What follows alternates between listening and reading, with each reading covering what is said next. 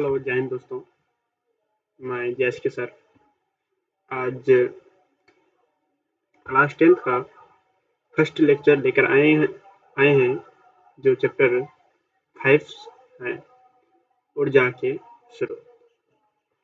यदि आप हमारे चैनल के साथ नहीं जुड़े हैं तो फटाफट से चैनल के साथ जुड़ जाए। वीडियो पसंद आए तो लाइक कीजिए, शेयर कीजिए और मस्ती में पढ़िए। यहाँ पे मिलेगा आपको क्लास 10th 12th का फ्री ऑफ कॉस्ट बिना चार्ज के, और जो पढ़ाया जाएगा क्लास नोट्स भी आपको प्रोवाइड किए जाएंगे। और क्लास नोट्स के लिए आप हमारे वेबसाइट से जुड़ सकते हैं, जिसका लिंक हमारे डिस्क्रिप्शन बॉक्स में होगा। तो चलो बिना हम टाइम खराब किए हुए आज की लेक्चर्स स्टार्ट करते हैं, क्योंकि आज जानेंगे ऊर्जा क्या होते हैं, ऊर्जा स्रोत क्या होते हैं, इसके विभिन्न पार्ट अवयवों को सारे को हम डिटेल्स करते हैं। तो सबसे पहले आज जानते हैं जो फर्स्ट लेक्चर में क्या होते हैं, ऊर्जा क्या होती है। आज मेरा फर्स्ट लेक्चर होगा कि ऊर्जा क्या है। तो ऊर्जा हम जानते हैं, ऊर्जा में हम क्या जानते हैं। तो ऊर्जा में हम जानते हैं कि कार्य करने की क्षमता जो होती है, क्या जानते हैं, कार्य करने की क्षमता जो होती है, कार्य करने की क्षमता को क्या कहते हैं, ऊर्जा कहते हैं। कार्य करने की क्षमता को हम क्या कहते हैं, ऊर्जा कहते हैं। अब कार्य करने की क्षमता क्या होती है, कार्य करने की क्षमता यही होती है कि हम कोई भी काम कैसे कर सकते, क्या कर सकते। जैसे हम यदि उदाहरण पे ले, यदि कोई छोटे से बच्चे हैं, 5 साल के, 4 साल के हैं, 3 साल के हैं, उसको दे दे 10 kg का कोई वस्तु उठाने के लिए, तो वह बच्चा जो है उस वस्तु को नहीं उठा पाएंगे। वह बच्चा उस वस्तु को इसलिए नहीं उठा पाएंगे क्योंकि उसमें क्या है, उठाने की क्षमता नहीं है। उसमें क्या है, उस वस्तु को उठाने की क्षमता नहीं है, इसलिए वह कार्य नहीं कर सकते। जिस तरह से मान के चलो हमको या आपको एक ट्रक को दे दे धक्का देने के लिए, तो धक्का देकर उसको आगे नहीं धकेल सकते, आगे हम उसको गति में नहीं ला सकते, या पीछे हम गति में नहीं ला सकते, यानी कि उसके स्थान में कोई हम परिवर्तन नहीं कर सकते। यानी कि ट्रक को धक्का देने के बराबर हमें शक्ति नहीं है। क्या है, हमें शक्ति नहीं है, हमें बल नहीं है। तो वही क्या कहलाती है, क्षमता। तो कार्य करने की क्षमता क्या होती है, कार्य करने की क्षमता ही क्या कहलाती है, ऊर्जा कहलाती है। ऊर्जा का एस आई मात्रक होता है। ऊर्जा का एस आई मात्रक क्या होता है, ऊर्जा का एस आई मात्रक जूल होता है। ऊर्जा का एस आई मात्रक क्या होता है, जूल होता है। ऊर्जा का एस आई मात्रक जूल होता है। और क्या है, तो ऊर्जा संरक्षित रहता है। ऊर्जा क्या होता है, संरक्षित होता है। तो ऊर्जा संरक्षित होता है हम तो कैसे जानते हैं, तो हम जानते हैं कि ऊर्जा को न ही नष्ट की जाती है, ऊर्जा को न ही नष्ट की जाती है और न ही क्या करते हैं, उत्पन्न की जा सकती है। ऊर्जा न ही नष्ट की जा सकती है और न ही उत्पन्न की जा सकती है। तब ऊर्जा को हम क्या कर सकते हैं, तो एक रूप से दूसरे रूप में परिवर्तित कर सकते हैं। ऊर्जा को क्या करते हैं, एक रूप से दूसरे रूप में परिवर्तित कर सकते हैं, रूप बदल सकते हैं, बल्कि न ही नष्ट और न ही उत्पन्न कर सकते हैं। तो अब बात यहाँ पर आ जाते हैं कि सर हम ऊर्जा को एक रूप से दूसरे रूप में कैसे बदल सकते हैं। तो ऊर्जा को हम एक रूप से दूसरे रूप में बदल सकते हैं। अब हम जानते हैं कैसे बदल सकते हैं, तो बदल सकते इस तरीका से, जैसे हम जानते हैं गर्मी का मौसम क्या है, गर्मी का मौसम चल रहा है। तो गर्मी के मौसम में क्या होता है, जब गर्मी लगती है तो हम क्या करते हैं, पंखा जो होते हैं, सीलिंग फैन हो, स्टैंड फैन, जो चाहे जो हो, कूलर हो, एसी हो, उसमें हम क्या करते हैं, विद्युत धारा प्रवाहित करते हैं। जैसे हम उसमें विद्युत धारा प्रवाहित करते हैं, तो पंखा में यदि हम विद्युत धारा प्रवाहित करते हैं, तो पंखा क्या होते, घूमने लगते हैं। वो घूमते घूमते क्या करते हैं, वहां से हमको हवा प्राप्त होता है। उस समय वहां से क्या होते हैं, हमको हवा प्राप्त होता है। अब जो विद्युत ऊर्जा था, वो विद्युत ऊर्जा किसमें बदल गया, तो वायु ऊर्जा में, पवन ऊर्जा में बदल गया। विद्युत ऊर्जा किसमें बदल गया, पवन ऊर्जा में बदल गया। जैसे ठंडा के मौसम आता है, तो ठंडा के मौसम में हमने क्या करते हैं, जो हीटर के इस्तेमाल करते हैं, क्या करते हैं, हीटर के इस्तेमाल करते हैं। तो अब हीटर के इस्तेमाल में क्या होते हैं, जैसे हम विद्युत द्वारा प्रवाहित करते हैं हीटर में, तो हीटर क्या होते हैं, गर्म होते हैं। गर्म होने के बाद हमको क्या देते हैं, उष्मा उत्पन्न करती है, और वहां से क्या करते हैं, हम हाथ पैर सब सेकते हैं। तो विद्युत ऊर्जा ठंडा के मौसम में किस में बदल दी, उसको उसमें ऊर्जा में बदल दिया। उसको किस में बदल दिया, उसमें ऊर्जा हम बदलती है। जिस तरह से सब जानते हैं, क्या जानते हैं, जैसे अंधेरे होते, शाम होते, अंधेरे होते हैं, तो उस अंधेरे में हम क्या करते हैं, उस अंधेरे में हम क्या करते हैं, जैसे लाइट रहती है, लाइट आती है, तो लाइट को हम क्या करते हैं, जलाते हैं। जैसे लाइट को हम बल्ब में प्रवाहित करते हैं, क्या करते हैं, लाइट को जैसे हम बल्ब में प्रवाहित करते हैं, तो बल्ब क्या होते हैं, दीप्तमान हो जाते हैं, यानी कि बल्ब क्या होते हैं, प्रकाश उत्पन्न करते हैं। तो अब मेरा बताओ विद्युत ऊर्जा किस में बदल गया? तो अब मेरा विद्युत ऊर्जा बदल गया है प्रकाशीय ऊर्जा में। यही होता है रूप परिवर्तित करना। क्या करते हैं, एक रूप से दूसरे रूप में हम क्या करते हैं, बदल देते हैं। किसको बदल देते हैं, तो हम ऊर्जा को बदलते हैं। किसको बदलते हैं, तो हम ऊर्जा को बदलते हैं। यहाँ तक हमको लग रहा है जो सब समझ गए होंगे। यदि अभी भी दिक्कत आ रहे हैं तो हमारे कमेंट बॉक्स खोला है, जाकर कमेंट कीजिए फटाफट से। अब जानते हैं ऊर्जा का स्रोत क्या होता है। क्या जानते हैं, ऊर्जा का स्रोत क्या होता है? ऊर्जा का स्रोत होता है वैसा विशेष पदार्थ, क्या, वैसा विशेष पदार्थ जिससे मिलने वाली ऊर्जा, जिससे मिलने वाली ऊर्जा का उपयोग अधिक मात्रा में अधिक दिनों तक व्यवहारिक कार्य करने में किया जाता है, व्यवहारिक कार्य करने में किया जाता है, उसको हम क्या कहते हैं, ऊर्जा स्रोत कहते हैं। यानी कि हमको जहां से ऊर्जा प्राप्त हो, जहां से ऊर्जा प्राप्त हो, तो उसको हम कह सकते हैं ऊर्जा का स्रोत है। जहां से हमको ऊर्जा प्राप्त होती है उसको हम कह सकते हैं ऊर्जा का स्रोत है। और जहां से ऊर्जा प्राप्त होती है उसको हम अधिक दिनों तक इस्तेमाल करते पर क्या होते हैं, खत्म नहीं होते, व्यवहारिक काम में हम इस्तेमाल करते हैं, वही ऊर्जा स्रोत होता है। कुछ स्रोत इस प्रकार है, कुछ स्रोत ऊर्जा का इस प्रकार है, जैसे पौधा, हवा, जल, पेट्रोलियम, प्राकृतिक गैस, गोबर गैस इत्यादि सब क्या है, ये सब क्या है, ऊर्जा का स्रोत है। ये सब का सब क्या है, ऊर्जा का स्रोत है। ये सब ऊर्जा का स्रोत कैसे है, यहाँ से जैसे हम देखिए पौधा है, तो पौधा से हमने क्या करते हैं, ऑक्सीजन प्राप्त करते हैं। ऑक्सीजन प्राप्त करने के बाद हम अपना कोई भी काम करते हैं, ऑक्सीजन प्राप्त करते हैं। जैसे हवा हो गया, जल हो गया, जल हम क्या करते हैं, पीते हैं और कोई भी काम करते हैं। जल से हमको क्या होती है, ऊर्जा प्राप्त होती है। जैसे हम मानो चलो कोई भी काम करते हैं तो वहाँ पे क्या होता है, हमको प्यास जल्दी जल्दी लगती है, पानी की आवश्यकता जल्दी जल्दी होती है। और जब पानी हम नहीं लेते हैं तो थक जाते हैं, यानी कि काम को छोड़ना पड़ता है। जैसे हम फिर पानी पीते हैं तो फिर से क्या हो जाते हैं, तैयार हो जाते हैं, यानी हमको क्या मिलता है, ऊर्जा मिल जाता है। क्या होते हैं, ऊर्जा मिल जाते हैं, और फिर से हम काम करना स्टार्ट कर देते हैं। जैसे पेट्रोलियम हो गया, पेट्रोलियम से हम ढेर सारा पेट्रोल, डीजल, केरोसिन, ये सब हम सबको सब क्या करते हैं, बाहर करते हैं और इसका लेते हैं और बाइक सब में इस्तेमाल करते हैं। क्या हो इस प्रकार से हम क्या करते हैं, ये सब हम इसको ऊर्जा स्रोत मानते हैं। ये सब हम इसलिए क्या मानते हैं, ऊर्जा स्रोत मानते हैं। अब चलो जानते हैं, हम क्या जानते हैं, ऊर्जा स्रोत का, ऊर्जा के उत्तम स्रोत क्या होता है, ऊर्जा के उत्तम स्रोत क्या है, ऊर्जा के उत्तम स्रोत क्या है, तो ऊर्जा के उत्तम स्रोत क्या, ऊर्जा के उत्तम स्रोत होने के लिए निम्नलिखित प्रमुख विशेषताओं होनी चाहिए। यानी कि ऊर्जा का हम उत्तम स्रोत उसी को मानेंगे जिसमें क्या होगी, ये सब पॉइंट होगा। ये सब पॉइंट्स यदि होते हैं तो उसको हम ऊर्जा का अच्छे स्रोत मानते हैं, अच्छा ऊर्जा मानते हैं। जब ये सब नहीं होता है तो उसको हम अच्छा ऊर्जा नहीं मानते, उसको तो हम क्या करते हैं, अच्छी ऊर्जा नहीं मानते। अब क्या सब होना अनिवार्य है, अच्छा स्रोत होने के लिए, अच्छा ऊर्जा होने के लिए, उत्तम ऊर्जा होने के लिए क्या सब होना उसमें अनिवार्य है। तो उसमें सबसे पहले होना अनिवार्य क्या है, सबसे पहले होना उसमें अनिवार्य है प्रति इकाई, क्या, प्रति इकाई आयतन अथवा प्रति इकाई द्रव्यमान। प्रति इकाई छोटे से छोटे द्रव्यमान में, छोटे से छोटे आयतन में अधिक से अधिक, अधिक से अधिक ऊर्जा की आपूर्ति होनी चाहिए। यानी कि कम से कम का इस्तेमाल करेंगे तो उसमें क्या होना चाहिए, अधिक से अधिक मात्रा में हमको क्या होना चाहिए, ऊर्जा मिलनी चाहिए। देखिए छोटे से छोटे भाग को, उसको तोड़ के छोटे से छोटे भाग को या काट के छोटे से छोटे भाग को हम यदि इस्तेमाल करते हैं, या उसके छोटे से छोटे भाग को थोड़ा सा लेकर इस्तेमाल करते हैं, हमको अधिक से अधिक ऊर्जा मिलते हैं, तो उसको हम क्या कहते हैं, तो अच्छा स्रोत माना जाता है। क्या होता है, उत्तम ऊर्जा स्रोत, तो वह उत्तम ऊर्जा होते हैं। दूसरे शब्दों में अत्यधिक मात्रा में उपयोगी ऊर्जा की आपूर्ति होनी चाहिए। अधिक से अधिक मात्रा में क्या होना चाहिए, उपयोगी ऊर्जा की आपूर्ति यानी कि जिस ऊर्जा का हम उपयोग कर सकते हैं वह अधिक से अधिक मात्रा में होनी चाहिए। इसे आसानी से इसे आसानी से भंडारण किया जाना चाहिए।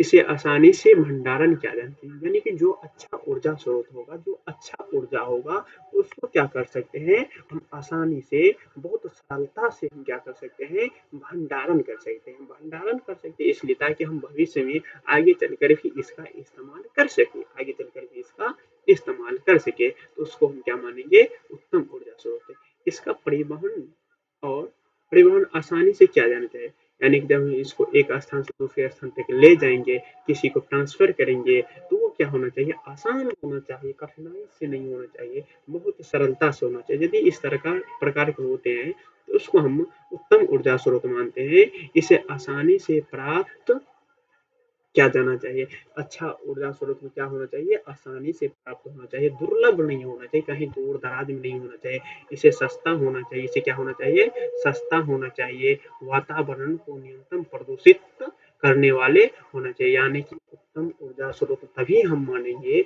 जब वह क्या होगा सस्ता होगा, यानी कि सभी उसका उपयोग कर पाएगा और वातावरण को कम से कम नहीं के बराबर में प्रदूषण देगा, प्रदूषित करेगा, आसानी से उपलब्ध हो जाएगा, उसका आवागमन यानी कि आने लाने का और भेजने का क्या हो आसान हो, सस्ता हो, भंडारण किया जा सके जिसका अच्छा से, उसको हम क्या मानते हैं उत्तम ऊर्जा स्रोत मानते हैं। जिसमें ये सब गुण नहीं है, ये सब गुण नहीं है, उसको हम उत्तम ऊर्जा स्रोत नहीं मानते हैं, उसको हम उत्तम ऊर्जा स्रोत नहीं मानते हैं। अब चलो हम जानते हैं अच्छे ईंधन की प्रमुख विशेषता। किसका तो अच्छे ईंधन की प्रमुख विशेषता। अच्छा ईंधन हम किसको मानते हैं तो अच्छा ईंधन हम उसको मानते हैं इसे सरलता एवं एवं सुगमता होना चाहिए। यानी कि वो क्या होना चाहिए अच्छे ईंधन सरलता एवं सुगमता से उपलब्ध होना चाहिए। यानी कि अच्छा ईंधन वही होगा जो आसानी से कहीं पर भी मिल जाए, आसानी से कहीं पर भी मिल जाता है उसको अच्छा ईंधन कहते हैं। उष्मीयमान दूसरा पॉइंट है, इसका उष्मीयमान उच्च होना चाहिए। यानी कि थोड़ा से थोड़ा हम इस्तेमाल करेंगे, थोड़ा से थोड़ा हम जलाएंगे तो जलाने के बाद क्या होगा अधिक से अधिक उष्मा उत्पन्न होगा, अधिक से अधिक उष्मा उत्पन्न होगा। जलने के पश्चात हानिकारक अपशिष्ट पदार्थों से मुक्त होना मुक्त होना चाहिए। यानी कि जलाने के बाद क्या होना चाहिए उसमें कोई भी हानिकारक पदार्थ, हानिकारक गैस से क्या होना चाहिए उत्पन्न नहीं होना चाहिए, उससे मुक्त होना चाहिए। हानिकारक पदार्थों से क्या होना चाहिए वह मुक्त होना चाहिए। जब हानिकारक पदार्थ से मुक्त होता है तब उसको हम क्या मानते हैं अच्छे ईंधन मानते हैं। अत्यधिक धुआं तथा अल्पत्य धुआं तथा अधिक उष्मा, यानी कि उसको जलाने पर क्या होना चाहिए धुआं की मात्रा कम होना चाहिए और उष्मा क्या होना चाहिए अधिक होना चाहिए। धुआं की मात्रा कम और उष्मा अधिक होना चाहिए और सस्ता होना चाहिए। क्या होना चाहिए सस्ता होना चाहिए। भंडारण एवं परिवहन आसानी से किया जाना, भंडारण एवं परिवहन आसानी से किया जाना। यदि इतना बातें, इतना पॉइंट्स उसमें मौजूद है उसको हम अच्छे ईंधन का प्रमुख ईंधन यानी कि अच्छा ईंधन उसको मानते हैं। उसको क्या मानते हैं अच्छा ईंधन मानते हैं। जब क्या होती है सरलता एवं सुगमता से नहीं मिलता है या उसमें क्या हो जाता है उसमें मान कम होता है, उसमें मान यानी कि जलाते हैं लेकिन उसमें उत्पन्न ही नहीं हो रहा है, बहुत कम मात्रा में उसमें उत्पन्न होते हैं, तब उसको हम क्या करते हैं अच्छा ईंधन नहीं मानते हैं। हानिकर यदि हम जलाते हैं अच्छा तो उष्मा तो ढेर सारा उत्पन्न कर लेकिन ढेर सारा उष्मा के साथ लेकिन ढेर सारा विषैले गैस भी छोड़ते हैं, ढेर सारे अवशिष्ट पदार्थ भी उत्पन्न होते हैं, तब फिर उसको हम अच्छा ईंधन नहीं मानते हैं। अल्पत धुआं यानी कि जलाने पर अच्छा क्या होते हैं उष्मा उत्पन्न करती है, सब कुछ अच्छा होता है लेकिन अधिक से अधिक मात्रा में धुआं उत्पन्न करते हैं और उष्मा कम उत्पन्न करते हैं तो उसको फिर हम अच्छा ईंधन नहीं मानते हैं। और सब कुछ तो अच्छा है, कम मात्रा में क्या होते हैं धुआं उत्पन्न करते हैं, अपशिष्ट पदार्थ बहुत ही कम मात्रा में निकालते हैं, विषैले पदार्थ कम मात्रा में उत्पन्न करते हैं, उष्मा भी अधिक मात्रा में उत्पन्न करते हैं लेकिन सस्ता नहीं है, बहुत महंगा है। क्या उसको अच्छा ईंधन मान सकते हैं तो उसको अच्छा ईंधन नहीं मान सकते, उसको अच्छा ईंधन नहीं मान सकते, इसलिए क्योंकि उसका उपयोग सभी आदमी नहीं कर सकते हैं, इसलिए उसका अच्छा ईंधन नहीं मान सकते। अब चलो जानते हैं, अब हम जानते हैं ऊर्जा स्रोत के प्रकार।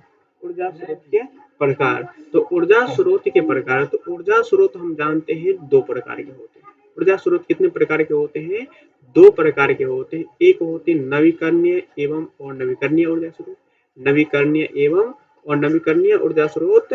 दूसरा होता है परंपरागत, परंपरागत एवं गैर परंपरागत ऊर्जा स्रोत, परंपरागत एवं गैर परंपरागत ऊर्जा स्रोत। ऊर्जा स्रोत कितना प्रकार का होता है? तो ऊर्जा स्रोत दो प्रकार के। कितने प्रकार के? तो ऊर्जा स्रोत दो प्रकार के होते हैं। एक होता है नवीकरणीय ऊर्जा स्रोत एवं अनवीकरणीय ऊर्जा स्रोत, दूसरा होता है परंपरागत एवं गैर परंपरागत ऊर्जा स्रोत। तो सबसे पहले हम फर्स्ट पॉइंट्स को जानते हैं, जो नवीकरणीय और अनवीकरणीय ऊर्जा स्रोत क्या होता है। नवीकरणीय और अनवीकरणीय ऊर्जा स्रोत क्या होता है? तो नवीकरणीय और अनवीकरणीय ऊर्जा स्रोत के बारे में जानते हैं, तो हम जानते हैं नवीकरणीय ऊर्जा स्रोत किसको जानते हैं? नवीकरणीय ऊर्जा स्रोत। तो नवीकरणीय ऊर्जा स्रोत कौन सा? नवीकरणीय ऊर्जा स्रोत वैसा ऊर्जा स्रोत है, नवीकरणीय ऊर्जा स्रोत वैसा ऊर्जा स्रोत है जिसे समाप्त नहीं किया जा सकता है, अर्थात उपयोग करने के बाद उसे हटाकर पुनः उसका उपयोग बार बार ऊर्जा उत्पन्न करने के लिए किया जा सकता है। नवीकरणीय ऊर्जा यानी कि जिस ऊर्जा का समाप्त होना हो, यानी कि जिसको हम जितना भी उपयोग करना चाहते हैं उतना उपयोग कर सकते हैं और वह खत्म नहीं होता है, उसको हम कौन सा ऊर्जा स्रोत कहते हैं? उसको नवीकरणीय ऊर्जा स्रोत कहते हैं। उसको कौन ऊर्जा स्रोत कहते हैं? उसको हम नवीकरणीय ऊर्जा स्रोत कहते हैं। और नवीकरणीय ऊर्जा स्रोत क्या होते हैं? नवीकरणीय ऊर्जा स्रोत क्या होते हैं? प्रकृति में यह असीमित मात्रा में क्या होते हैं? असीमित मात्रा में उपलब्ध होते हैं। कौन ऊर्जा स्रोत प्राकृतिक में असीमित मात्रा में उपलब्ध होते हैं? तो वह ऊर्जा स्रोत कौन सा है? नवीकरणीय है। नवीकरणीय ऊर्जा स्रोत ढेर सारे मात्रा में, कितना मात्रा में होता है पता नहीं होता है, क्योंकि यह असीमित मात्रा है। नवीकरणीय ऊर्जा स्रोत क्या कर रहा है? असीमित मात्रा है। जैसे हम उदाहरण पे जानते हैं, सौर ऊर्जा हो गया, सौर ऊर्जा, पवन ऊर्जा, जल ऊर्जा, विद्युत जल ऊर्जा, विद्युत ऊर्जा, भूतापीय ऊर्जा, महासागरीय ऊर्जा, जैव द्रव्यमान ऊर्जा इत्यादि सब जो होता है, ये सब क्या होते हैं? नवीकरणीय ऊर्जा स्रोत। ये सब क्या होते हैं? नवीकरणीय ऊर्जा स्रोत होते हैं। नवीकरण, जैसे हम सौर ऊर्जा को नवीकरणीय ऊर्जा स्रोत क्यों मानते हैं? यदि हम उदाहरण बात करें तो सौर, बताइए सौर ऊर्जा को नवीकरणीय ऊर्जा स्रोत क्यों मानते हैं? तो सौर ऊर्जा को बाबू नवीकरणीय ऊर्जा स्रोत इसलिए मानते हैं क्योंकि सौर ऊर्जा, तो सौर ऊर्जा हमको कहाँ से प्राप्त होगा? हमको धूप से प्राप्त होगा, सूर्य के प्रकाश से प्राप्त होता है। जैसे हम सूर्य की प्रकाश से 50, 100, 1000 कपड़ा धोकर देते सूखने के लिए, बताओ क्या धूप कम हो जाएगा? धूप खत्म हो जाएगा। धूप खत्म नहीं होगा, हम जितना भी वस्त्र दे दे, जितना भी धूप का हम उपयोग करें, उससे हमको कोई भी धूप को कोई भी फर्क नहीं पड़ता है। इसलिए उसको हम क्या मानते हैं? नवीकरणीय ऊर्जा स्रोत मानते हैं। जैसे मान के चलो हमको विद्युत उत्पन्न करना है, तो विद्युत उत्पन्न करना है तो हम धूप में क्या करें? सूर्य के प्रकाश में 10 सौर प्लेट लगा दे, 50 लगा दे, 5000 लगा दे, कितना भी लगा दे, तो बताओ सूर्य के प्रकाश में उसका क्या प्रभाव पड़ेगा? कोई प्रभाव नहीं पड़ेगा। जिस तरह से पहले आते तो वैसे आएगा, जिस तरह से पहले सूर्य के प्रकाश पड़ेगा वैसे ही रहेगा। ऐसा तो नहीं है जब हम 50 को सौर प्लेट लगा दिए हैं तो उसके आसपास के जितना भी सौर ऊर्जा है, धूप है या सूर्य के प्रकाश से सारा का सारा वहां पर जाकर एकत्रित तो हो जाएगा, बाद में सारा का सारा क्षेत्र में अंधेरा हो जाएगा। ऐसा तो कोई बात नहीं है, इसलिए इसको हम क्या मानते हैं? नवीकरणीय ऊर्जा स्रोत मानते हैं। इसलिए इसको क्या मानते हैं? नवीकरणीय ऊर्जा स्रोत मानते हैं। अब जानते हैं और नवीकरणीय ऊर्जा स्रोत से लाभ क्या होता है? नवीकरणीय ऊर्जा स्रोत से लाभ होता है, नवीकरणीय ऊर्जा स्रोत से हमको लाभ ये होता है, ये स्रोत तब तक रहेगा जब तक कि पृथ्वी सूर्य से प्रकाश प्राप्त करता रहेगा। यानी कि नवीकरणीय ऊर्जा स्रोत तब तक है, तब तक रहेगा जब तक क्या करेगी पृथ्वी जो है, जब तक पृथ्वी सूर्य से प्रकाश प्राप्त करते रहेंगे तब तक नवीकरणीय ऊर्जा स्रोत मौजूद रहेंगे, तब तक नवीकरणीय ऊर्जा स्रोत मौजूद रहेंगे। और ये क्या होते हैं, नवीकरणीय ऊर्जा स्रोत को यदि एक बार हम लगा देते हैं तो क्या होते हैं, सिर्फ बार बार हमको लगाना नहीं पड़ता, बार बार हटाना नहीं पड़ता है। जैसे हमने मान के चलो हमको विद्युत उत्पन्न करना है तो हमने 50 वोल्ट लेकर लगा दिए, बताओ क्या बिजली की तरह हमको महीना महीना बिल पे करना पड़ेगा? तो नहीं करना पड़ेगा, एक बार 2 लाख 4 लाख 5 लाख जितना लगे हम लगा दे। अब उसका हम उससे क्या करते हैं, ऊर्जा एकदम प्राप्त करें, बाद बाकी उसके बाद में हम कोई भी चार्ज से चुकाना नहीं पड़ता है। इसलिए क्या होते हैं, हमको सस्ता होते हैं, इससे हमको लाभ होते हैं। इन स्रोतों द्वारा किसी प्रकार के प्रदूषण उत्पन्न नहीं होते हैं। अगला पॉइंट देखे हैं, इन स्रोतों से क्या होते हैं, किसी प्रकार की प्रदूषण उत्पन्न नहीं होती है। अब बताओ हमको क्या बोलते हैं, पानी से हमको विद्युत उत्पन्न करना है, पानी से जाकर क्या होता है, विद्युत उत्पन्न करना है, तो पानी से विद्युत उत्पन्न करने में हमको क्या फर्क पड़ेगा या क्या हमको प्रदूषण होगा? किसी प्रकार का प्रदूषण नहीं होगा। सौर प्लेट से हमको विद्युत प्राप्त करना होगा, तो बताओ सौर प्लेट से जैसे विद्युत प्राप्त करते हैं उसमें कोई धुआं निकलता है, कोई ध्वनि उत्पन्न होती है? तो नहीं होती। इससे हमको क्या होते हैं, किसी प्रकार के प्रदूषण उत्पन्न नहीं होते हैं। इसलिए क्या होते हैं, हमारे लिए लाभदायक होते हैं, इसलिए हमारे लिए क्या होती है, लाभदायक होते हैं। तो हम अगले क्लास में बात करेंगे और नवीकरणीय ऊर्जा स्रोत क्या है। अगले क्लास में हम कहाँ से बात करेंगे, और नवीकरणीय ऊर्जा स्रोत क्या है। आज हम करते हैं यहीं पे क्लास को खत्म, मिलते हैं फिर नेक्स्ट रोज, तब तक के लिए बाबू बाय बाय।